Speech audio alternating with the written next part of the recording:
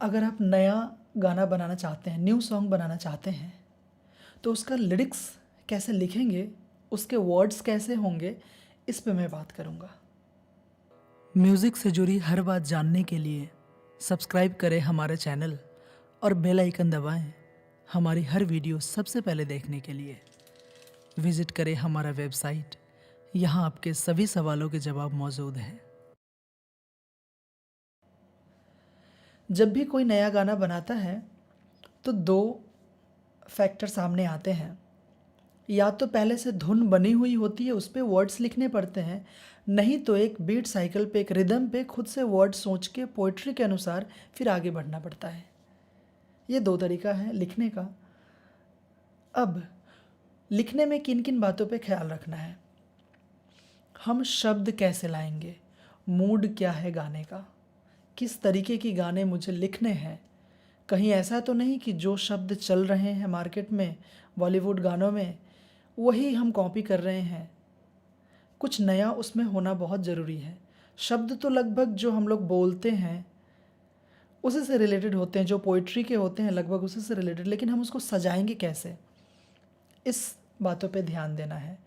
अगर आपको शब्द नहीं मिल रहे हैं लिखने के लिए, तो आप जितना ज़्यादा से ज़्यादा हो कवि लोगों को पढ़ना शुरू कीजिए। बहुत सारे वेबसाइट हैं, बहुत अच्छे अच्छे, कविताकोश.org ये सभी। तो आप वो वेबसाइट को पढ़िए, वहाँ बहुत सारे कवि हैं, अभी से लेके मतलब 15वीं शताब्दी, 12वीं शताब्दी, अमीर खुसरो से पहले से पूरा लिस्ट है जितने कवि लोगों ने बनाए हैं पोइट्रीज़, तो वो सभी चीज़ें हैं। और आप वो जब पढ़ना शुरू कीजिएगा तो वर्ड्स जो हैं, शायरी जो होती है ना, उर्दू के जो लफ्ज़ हैं, ये सभी चीज़ें आपके अंदर भरना शुरू हो जाएगा। आपको याद नहीं करना पड़ेगा। जो आप बस पढ़ते जाइए, आपको अच्छे अच्छे वर्ड्स वहाँ से मिलने शुरू हो जाएंगे। वो डेली लाइफ में थोड़ा 10 मिनट 15 मिनट रोज़ पढ़िए, तो एक आदत हो जाएगी, वहाँ से कलेक्शन आपका तैयार हो जाएगा। फिर जब आप गाने लिखने बैठेंगे तो उन सभी वर्ड्स में से भी आने लगेंगे बीच बीच में।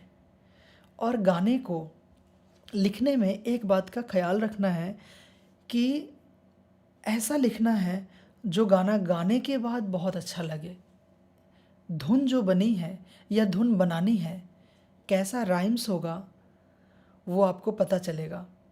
वो सोचना है लिखते वक्त, बार बार सोचना है। अगर आप कोई धुन सोच के लिख रहे हैं तो उस पर सोचना है कि कौन सा वर्ड कैसे सजाएंगे कि जो गाने की मैटर है वो पूरा का पूरा तैयार होगा।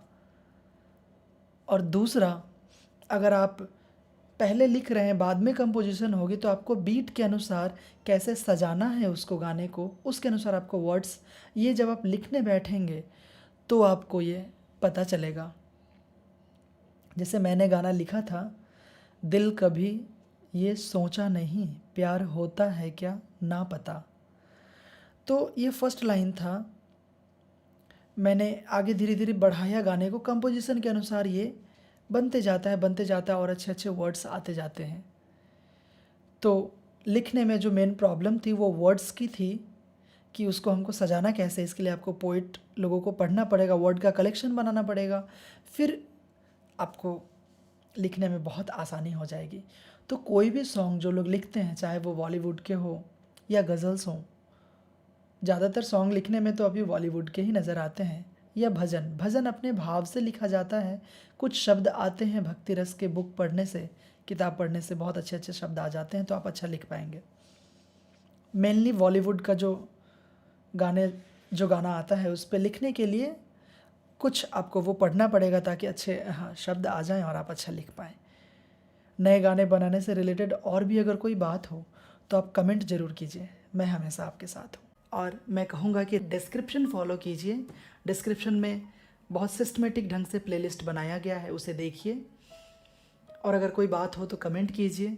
अपनी पर्सनल चीज़ों को कुछ मुझसे अगर कहनी हो, अपनी बात अगर कुछ कहनी हो, तो आप फेसबुक पेज पे मैसेज कीजिए, मैं हमेशा आपके साथ हूँ। धन्यवाद।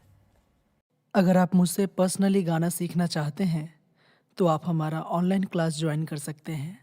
ये क्लास दो तरह से होता है, एक वीडियो कॉलिंग के ज़रिए फ़ेस टू फेस सामने बैठकर, और दूसरा व्हाट्सएप ऑडियो के ज़रिए।